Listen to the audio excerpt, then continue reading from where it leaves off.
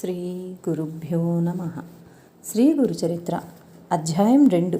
శ్రీ గణేశాయ నమ. శ్రీ సరస్వత్యై నమ. శ్రీ గురుభ్యో నమ. ప్రస్తావన. గురుచరిత్ర పారాయణ వలన శుద్ధులైన ముముక్షువులకు ఒక వంక సద్గురు దర్శనాభిలాష, మరొక వంక విషయాలపై నిరపేక్ష తీవ్రమవుతాయి. అప్పుడు మొదట స్వప్నంలోనూ తర్వాత ప్రత్యక్షంగానూ గురుదర్శనం లభిస్తుంది.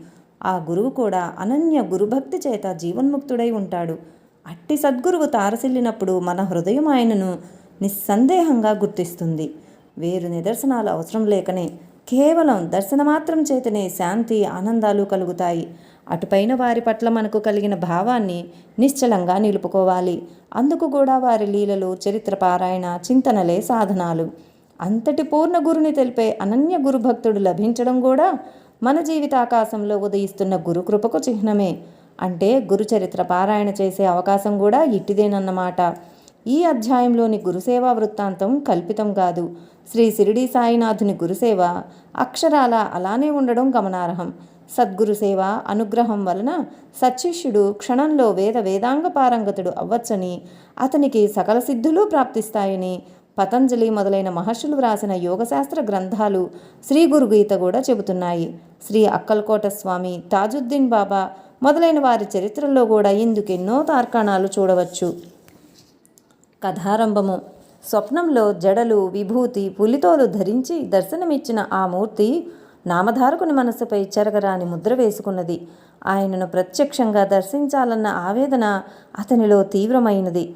అతడు కొద్ది దూరం వెళ్ళేసరికి ఒకచోట కృపాకరుడు, ద్వంద్వాతీతుడు అయిన ఒక యోగి పొంగవుడు కనిపించాడు. ఆయన పీతాంబరము, దానిపై పులిచర్మము, దేహమంతటా విభూతి, జడలు ధరించి ఉన్నాడు. ఆయన సాక్షాత్తు అతనికి స్వప్నంలో కనిపించిన యోగియే. ఆయన దర్శనంతో నామధారకుడికి రోమాంచితమై, కంఠం గద్గదమై, కన్నులు ఆనంద భాష్పాలతో నిండాయి. అతడు పారవస్యంతో నమస్కరించి, స్వామి, నేను శ్రీగురుని దర్శనం కోసం తప్పించి అది లభించకుంటే మరణించాలనుకున్నాను. కానీ స్వప్నంలో మీ దర్శనం అవగానే నా హృదయంలో సంతోషం ఉప్పొంగింది. కనుక నా దుఃఖం పోగొట్టగలవారు మీరేనని స్పష్టమైంది. స్వామి, నాకు తల్లి, తండ్రి, భయహారకుడు, పోషకుడు, ఆచార్యుడు అన్నీ మీరే. వేరు దిక్కులేదు. నా అదృష్టం వల్ల మీ దర్శనమైంది. మానవులకు సిరి సంపదలు ఉన్నప్పుడు మాత్రమే బంధుమిత్రులు దగ్గరవుతారు. ఆపత్ సమయంలో అందరూ వదిలిపెడతారు. సజ్జనులు మాత్రమే అట్టి సమయంలో ఆదరిస్తారు. ఇంతటి కష్ట పరిస్థితిలో నాకు మీరు లభించారు. యోగీశ్వర, అజ్ఞానమనే చీకటిని నశింపజేయగల జ్ఞానజ్యోతి స్వరూపులు మీరు. నా పేరు నామధారక శర్మ. తమ పేరేమి, ఎక్కడి నుండి వస్తున్నారు, ఎక్కడికి వెళుతున్నారు అని అడిగాడు. ఆ యోగి ఇలా చెప్పారు. నాయనా, ఎవరి భక్తులు తప్పక భుక్తిని, ముక్తిని పొంది తీరుతారో, ఎవరిని యోగులు కూడా ధ్యానిస్తారో, అట్టి త్రిమూర్తి అవతారమైన శ్రీ నృసింహ సరస్వతీ స్వామి శిష్యుణ్ణి నేను. ఆయన ఏ సద్గురువు. తనను ఆశ్రయించిన వారికి సకల సంపదలు, సౌఖ్యాలు అనుగ్రహిస్తారు. నన్ను సిద్ధుడంటారు. లోకానుగ్రహార్థం భూలోక సురలోకాలలో తీర్థయాత్రలు చేస్తుంటాను. నామధారకుడు, స్వామి, శ్రీ నృసింహ సరస్వతీ స్వామి మహిమ గురించి ఎందరో చెప్పగా విన్నాను. మా వంశీయులందరూ ఆయన భక్తులే. అందువల్లనే నాకు ఆయన యందు భక్తి కలిగింది. నేను ఎల్లప్పుడూ ఆయనను స్మరిస్తున్నాను. కానీ నేనెంత కష్టాలలో ఉన్నా, నేనెంతగా ఆయన్ను ప్రార్థించినా నన్ను ఆయన అనుగ్రహించలేదేమి? ఆయన నాపై ఆగ్రహించారెందుకు అని అడిగాడు. సిద్ధయోగి వాత్సల్యంతో ఇలా అన్నారు. విప్రుడా, నేను చెప్పేది శ్రద్ధగా విని ఎప్పుడూ గుర్తుంచుకో. భక్తవత్సలుడైన సద్గురువు తన కృపను అన్ని జీవులపైన ఎల్లప్పుడూ వర్షిస్తూనే ఉంటాడు. అందులో ఎట్టి లోపము ఉండదు. ఆయన కృపకు పాత్రులైన వారికే గాక వారి వంశంలో కూడా ఎవరికి ఎట్టి దైన్యము కలగదు. ఆయన్ను సేవించినా నీ దైన్యం పోలేదంటే ఎంతో ఆశ్చర్యంగా ఉన్నది. నీవు మనసులో ఆయనను సంశయించి ఉండాలి. అందువల్లనే నీకన్ని కష్టాలు వచ్చాయి. త్రికరణ శుద్ధిగా ఆయననే నమ్మి సేవించేవారికి ఎట్టి కొరవా ఉండజాలదు. నీ గురుభక్తి ఇంకా దృఢం కాలేదు. శ్రద్ధ లేనివాడు, సంశయాత్మకుడు ఎవరిచేత ఎన్నడూ అంగీకరించబడడు. శ్రీగురుడు త్రిమూర్తి స్వరూపము. బ్రహ్మ, విష్ణు, రుద్రులు తమ భక్తునిపై కోపించినా సద్గురువు తన భక్తుని సునాయాసంగా రక్షించగలడు. కానీ ఆ సద్గురువే కోపిస్తే వాణ్ణిని రక్షించగలవారు మరెవరూ లేరు. అయినా ఆయన ఎన్నడూ ఎవరిపైనా కోపించరు. అలాంటి శ్రీగురుణ్ణే శంకించేవాణ్ణి అనుగ్రహించగలవారెవరు? అప్పుడు నామధారకుడు, స్వామి, సద్గురువు త్రిమూర్తి స్వరూపం ఎలా అయ్యారు అని అడిగాడు. సిద్ధుడు మొదట పరమాత్మ ఒక్కడే ఉన్నాడు, ఆయన ఒకప్పుడు నేను అనేకమవుదునుగాక అని సంకల్పించి ఈ చరాచర విశ్వమయ్యాడు. అందులోని జీవులను ఉద్ధరించడానికి తిరిగి ఆయనయే సద్గురువుగా అవతరిస్తూ ఉంటాడు. అందువలన సద్గురువును తప్పక ఆశ్రయించాలి. శిష్యునికి తత్వజ్ఞానం కలిగించడం వలన, అజ్ఞానం నుండి రక్షించడం వలన, జన్మ పరంపరలను నశింపజేయడం వలన గురువు సృష్టి స్థితి లయాలకు కారణమైన త్రిమూర్తుల స్వరూపమయ్యారు అని చెప్పాడు. అంతట నామధారకుడు, స్వామి, దేవతలు కోపించినా సద్గురువు రక్షించగలరంట్రే, అదెలా సంభవం? అందుకు తార్కాణమేమి? నా సందేహం తీర్చి నా మనసుకు స్థిరం ప్రసాదించండి అని వేడుకున్నాడు. సిద్ధుడు అతని జిజ్ఞాసకు సంతోషించి ఇలా చెప్పాడు. నీవు బుద్ధిమంతుడవు, మంచి ప్రశ్న వేశావు. మొదట ఒక్కడుగానున్న పరమాత్మ తాననేకమవ్వాలని సంకల్పించాడు. ఆ సంకల్పమే ఈ జగత్తును సృష్టించిన మాయాశక్తి. మొదట ఆ నారాయణుని నాభి నుండి ఒక కమలము, దాని నుండి బ్రహ్మ పుట్టారు. అతడు శ్రీ మహావిష్ణువు యొక్క ఆజ్ఞననుసరించి ఆయన నుండి వెలువడిన వేదాలలో వివరించబడిన రీతిన విశ్వమంతటినీ సృష్టించాడు.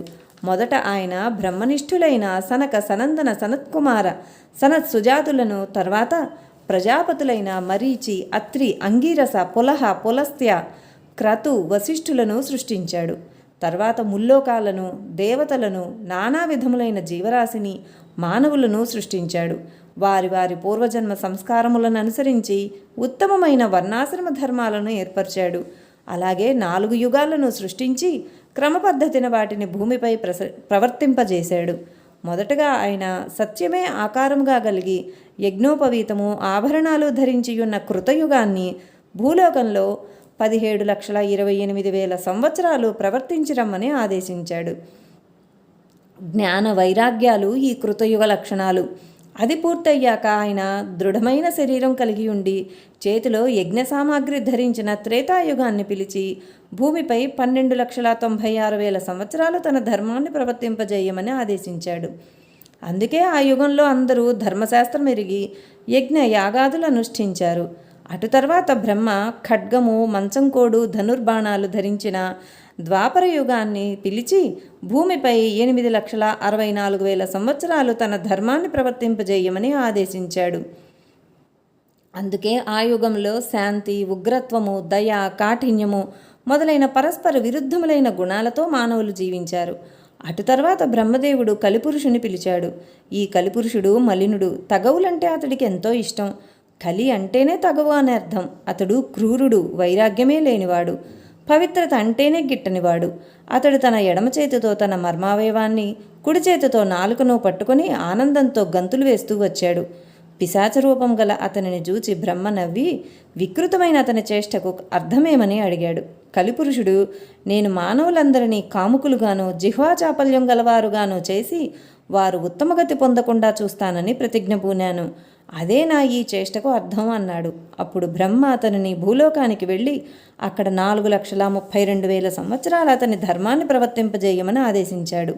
అప్పుడు కలిపురుషుడు భయపడి, స్వామి, నేను నిద్ర, కలహము, దుఃఖములంటే ఇష్టపడేవాణ్ణి, సిగ్గులేనివాడను.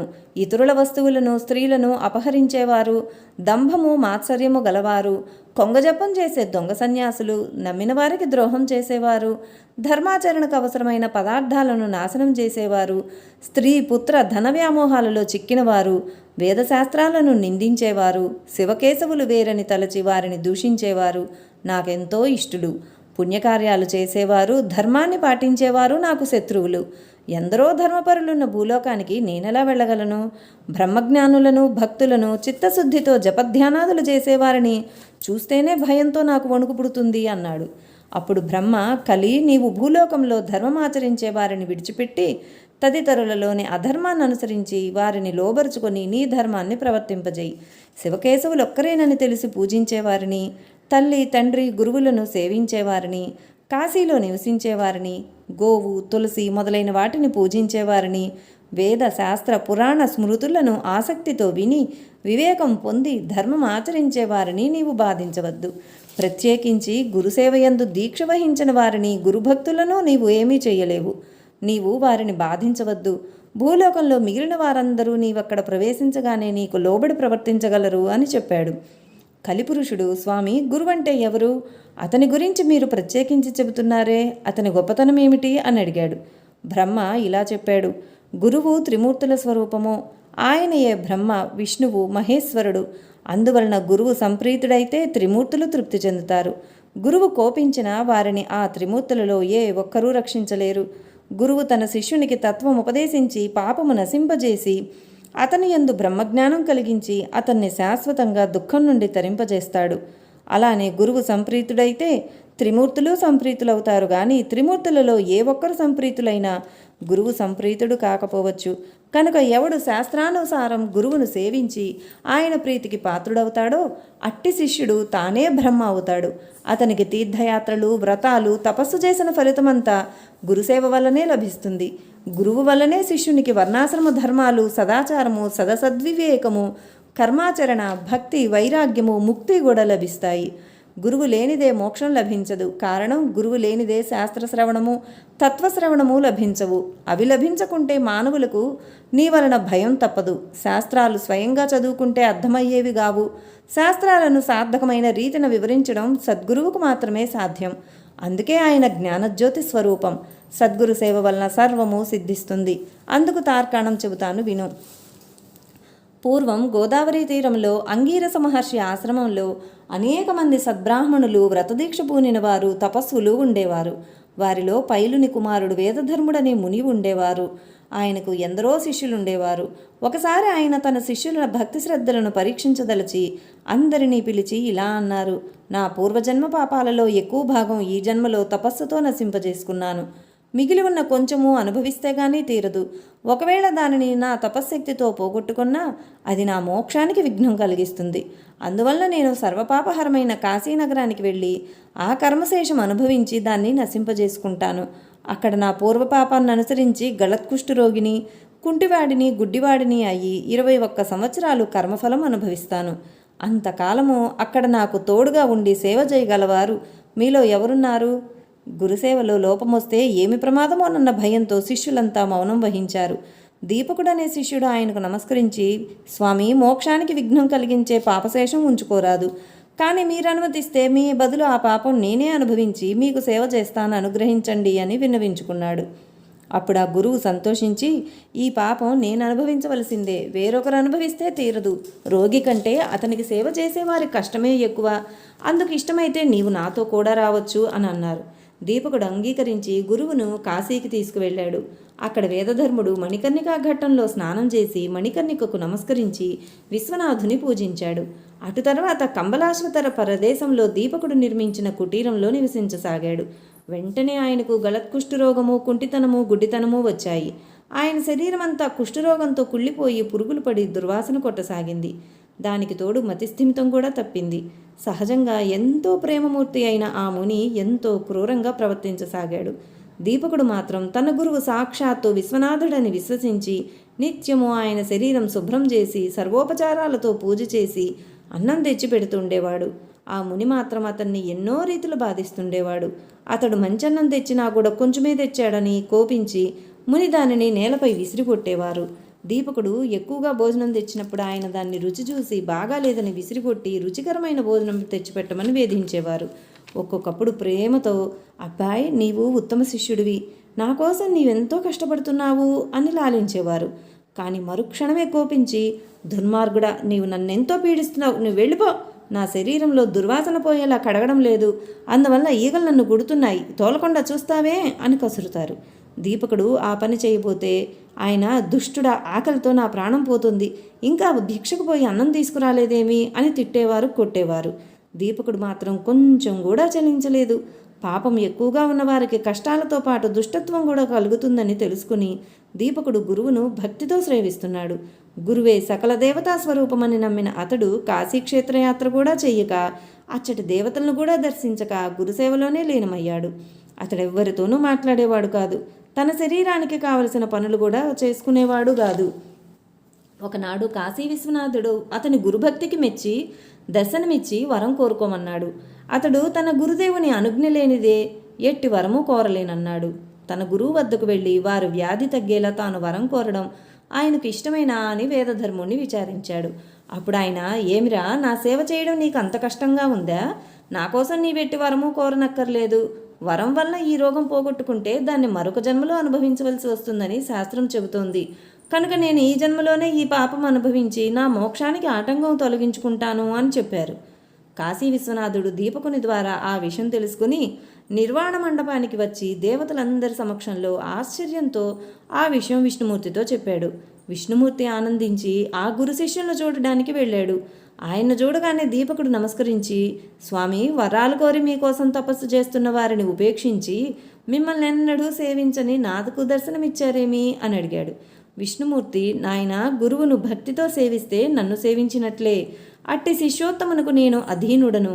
తల్లిదండ్రులను, విద్వాంసులను, విపురులను, తపస్సులను, యతులను పూజించేవారు, పతియే దైవమని విశ్వసించి అతన్ని సేవించే పతివ్రతలు కూడా నన్ను సేవించిన వారే అవుతారు అని చెప్పి వరం కోరుకోమన్నాడు.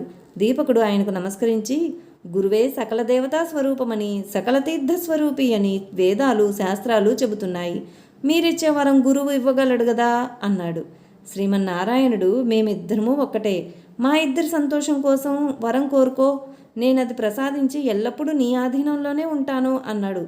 దీపకుడు, స్వామి, అలా అయితే నా గురుభక్తి నిరంతరము వృద్ధి చెందేలా అనుగ్రహించు అని కోరాడు. విష్ణువు సంతోషించి, నీవు గురుసేవ వలన తరించావు. నీవి లోకంలోనే బ్రహ్మానందం పొందగలవు. నీవెల్లప్పుడూ నీ గురుదేవుణ్ణి ఇలానే సేవిస్తుండు. వేదము, వేదాంగాలు, వేదాంత వాక్యాల అర్థం తెలుసుకుని గురువే పరమార్థమని, పరబ్రహ్మమని తెలుసుకొని గురువును ఎవరైతే సేవిస్తారో వారికి దేవతలందరూ వశమవుతారు. నిరంతరము సద్గురువును సేవించేవారు కూడా లోకపూజ్యులే. త్రిమూర్తులమైన మా అనుగ్రహం వల్లనే మానవులకు సద్గురువు లభిస్తారు అని చెప్పి విష్ణువు అంతర్ధానమయ్యాడు. తర్వాత దీపకుడి సంగతి చెప్పకముందే వేదధర్ముడు జరిగినదంతా చెప్పి దీపకుని గురుభక్తికి మెచ్చి, చిరంజీవ, నీవు కాశీలోనే నివసించు. అష్టసిద్ధులు, నవనిధులు నిన్ను సేవిస్తుంటాయి. నిన్ను స్మరించిన వారి కష్టాలు కూడా నశిస్తాయి అని ఆశీర్వదించి వెంటనే ఆరోగ్యవంతుడయ్యాడు. కాశీక్షేత్ర ప్రభావం తెలపడానికి, శిష్యుణ్ణి పరీక్షించడానికి, స్వధర్మాన్ని బోధించడానికి వేదధర్ముడు కుష్ఠరోగి వలె కనిపించాడే గాని నిజానికి ఆయనకు పాపం ఎక్కడిది? ఆయన తన శిష్యులను ఉద్ధరించడంలో అమిత కుశలుడు, లోకప్రియుడు, జీవన్ముక్తుడు.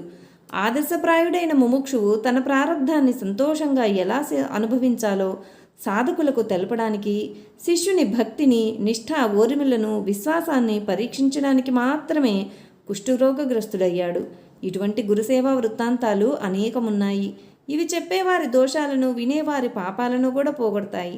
ఓ కలిపురుష, కలియుగము ఆరంభమయ్యవలసి ఉన్నది. కనుక నీవు భూలోకానికి వెళ్ళు, కానీ సద్గురు భక్తుని నీవు కంటితోనైనా చూడవద్దు సుమా అని బ్రహ్మదేవుడు ఆదేశించాడు. అది విని కలిపురుషుడు ఆయనకు నమస్కరించి భూలోకానికి వెళ్ళాడు. గురువు యొక్క మహిమ ఇంతటిదని చెప్పడానికి వీలవుతుందా? నామధారక, ఎవరు సాత్వికమైన ఓర్మిని పొంది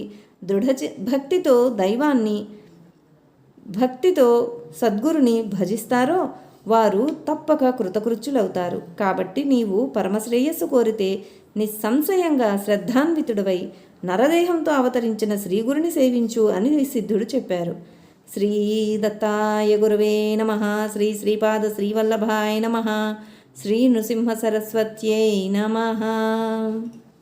ఇంతటితో 2వ అధ్యాయం సంపూర్ణం. లైక్ చేయండి, షేర్ చేయండి, సబ్స్క్రైబ్ చేయండి. కొత్తగా సబ్స్క్రైబ్ చేసుకున్న వారు పక్కనే ఉన్న బెల్ ఐకాన్ ప్రెస్ చేసి ఆల్ అని ప్రెస్ చేస్తే నా నోటిఫికేషన్స్ వెంటనే మీకు అందుతాయి. Thank you.